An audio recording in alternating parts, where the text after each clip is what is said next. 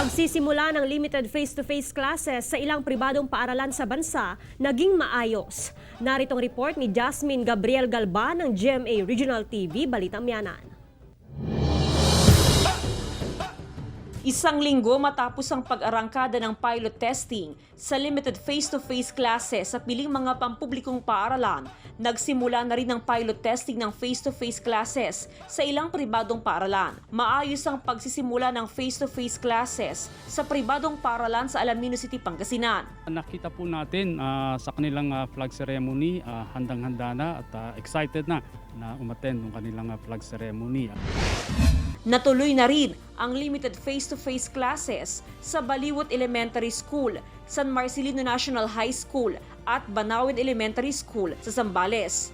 Negatibo sa RT-PCR test ang 5 guro at isang school head na una nagpositibo sa antigen test. Ang Banawid Elementary School po ma'am, nag-start na po sila noong Wednesday, November 17. Ngayon naman po ang start ng Baliwet at San Marcelino National High School.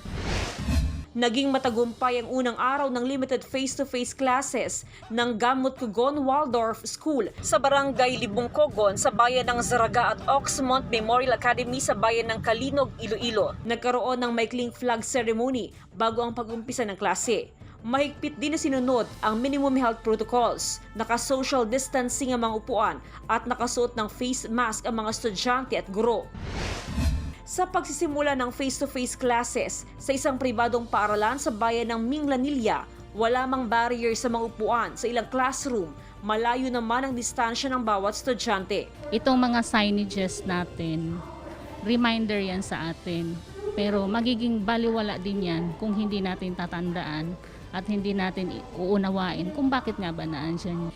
Overall evaluation, the opening of the limited face-to-face classes here in Sisters of Mary is very well planned and very well successful. Jasmine Gabriel Galban para sa GMA Regional TV.